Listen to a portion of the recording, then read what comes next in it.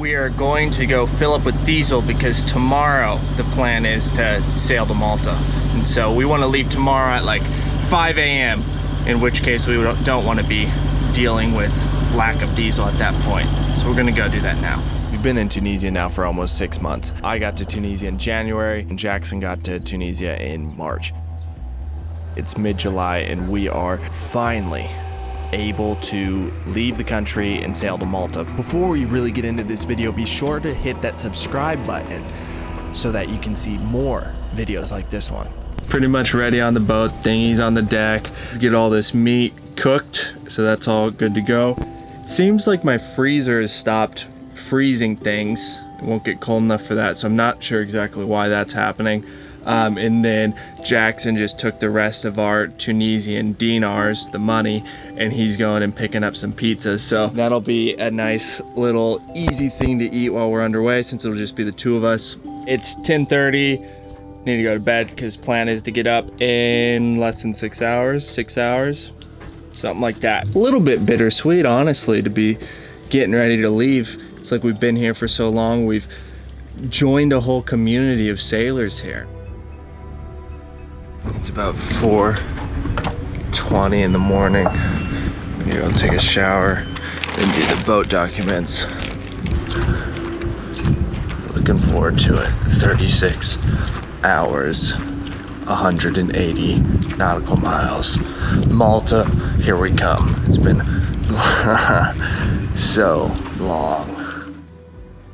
So other than the customs guy coming on board, breaking the door on the aft lazarette, and then getting off the boat without looking at anything, not doing his job, other than that, and the fact that it just took a long time because it was slow, checkout process was relatively painless, and now we are good to go to do our 181.6 nautical miles to Malta.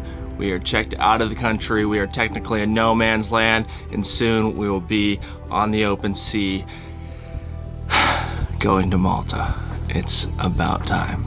Definitely excited. It's a long time coming. It's about like 4 months later than anticipated for our departure, but it's great to finally be out there. Naturally a bit of nerves. It's been like 2 years since I've done any sort of overnight sailing, and when you're covering that much water, the stakes are that much higher, but overall really, really excited. The wind's blowing about 20 knots right now. I've had people tell me to never sail in over 20 knots, and I just think, you know, you gotta take the windows that you got, and sometimes that means sailing in 30 knots, and that's what you gotta do. And if you're gonna sail around the world and you're gonna sail in these different seas, then you have to be able to deal with that.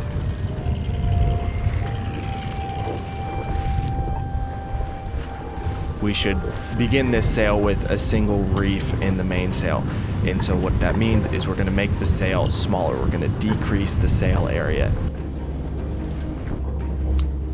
You do that as the wind increases, not because you're gonna be going too fast, and for the most part, not even because it's gonna break the rigging. It's more so because if you have too much sail up in heavy weather, the boat becomes uncontrollable.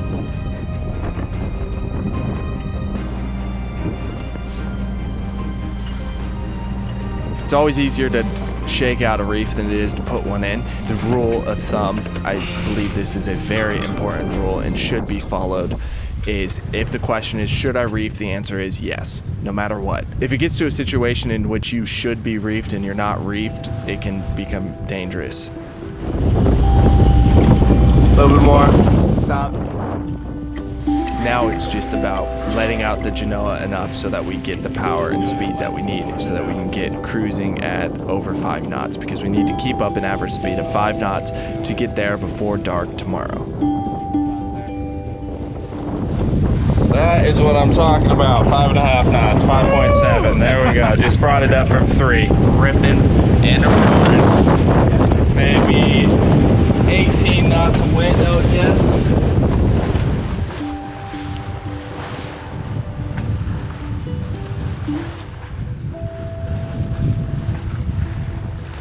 We are 3.5 hours in. We've already done 20 miles. which is fantastic. We're keeping up an average speed right now of like 5.7 knots, and right now we're pushing about 7 knots. And so if we could keep up an average of 5.7, I would be stoked. I'd be real happy with that. And that would land us in Malta well before sunset tomorrow. But yeah, things are going well, moving along nicely. The sea has become more of a consistent sea, and so the boat has found its rhythm, and so we're just moving right along. Shift 1 for me is done. We've already done about 25 miles. If we can keep up this speed, then we'll be able to get to Malta in just over 24 hours. We might end up hitting like a hole in the wind, in which case we might need to motor for a couple hours. No big deal either way. How hard is that pushing you to the left? Nothing crazy. Ease the main a little bit more. Boat's starting to get a little bit too much weather helm. It's time to move the Traveler. It did not correct the weather helm as much as I wanted, so that means that now it's time to reef the mainsail again.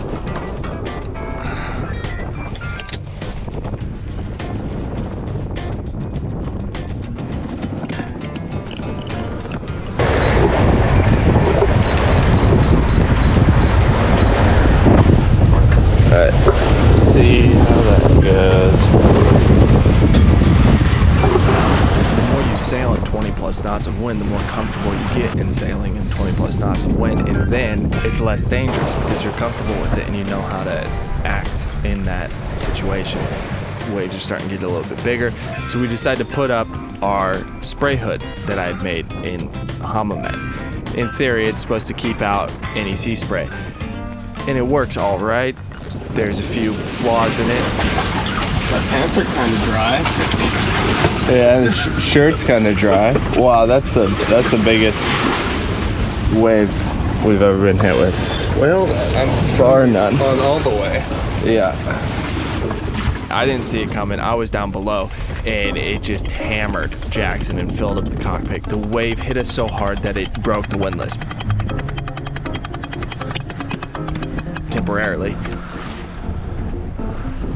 And this all happened pretty much right before sunset. If you're doing any overnight passages, it is very prudent to reef your sails before it gets dark, no matter what. Which was a really good idea because throughout the night, the wind did pick up to blowing a consistent 25 knots and gusting up near 30. How's that feel in the helm? All that's good. And then I vomit a couple times.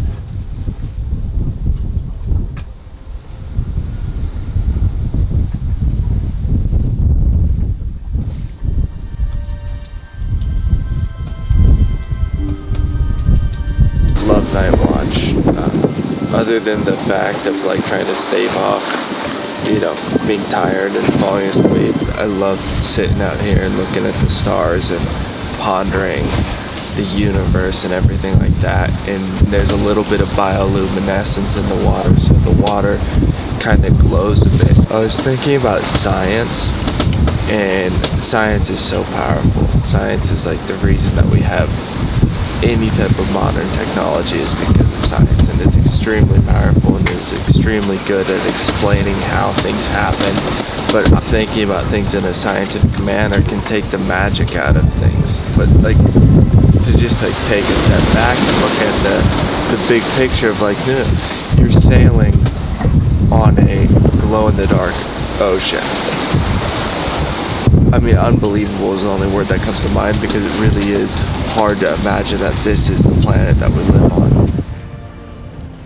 It's funny. In many ways, when you're on the boat and it's moving along like this, it kind of feels like you're on a spaceship, especially at night. Just super deep waters below, and the gravity doesn't really work on the boat as it does on land. It's constantly changing, so you're constantly making handholds, you're constantly dealing with different trims to sails. It's very intentional way to travel, which is kind of cool and feels a little bit otherworldly at times.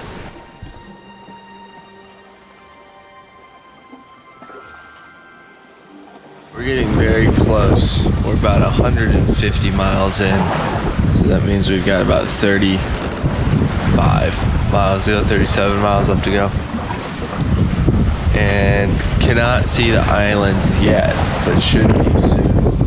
Everything's going good now, no more seasickness, nothing, just relaxing sail, cruising along at a good speed. Time has been passing by pretty quickly. One of my best heavy weathered sails, I think. No, I won't be afraid.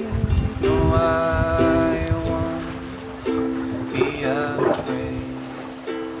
Just as long as you stand. The sail was not the most comfortable sail I've ever had, but there's only so much comfort that you can expect to have on a beam reach with 25 knots. But if you're sailing in the Mediterranean, you have to sail in over 20 knots, otherwise you're not going to sail. It's not a sign of a competent sailor to not be able to sail in 20 plus knots of wind. Sure, you could not do it out of comfort and like choose to pick a better time to sail, and there's nothing wrong with that. But if you're afraid to sail in 20 plus knots of wind, then you're not a competent sailor. If the reason that you're not doing it is because of fear, then maybe you should reconsider.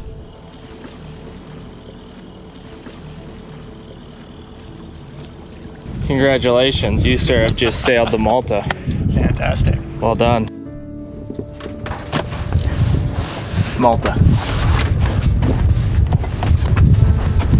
It would appear we lost the Tunisia flag. No more Tunisia. People think of fear being a guide, meaning you listen to it and you don't do things that it says. It's good to be back. I think of it as a guide and I'm afraid of it. That means I should probably do it. This is the beer that Shannon brewed on sailing vessel Sweetie. Cheers. Cheers. Welcome to Malta. Thank you.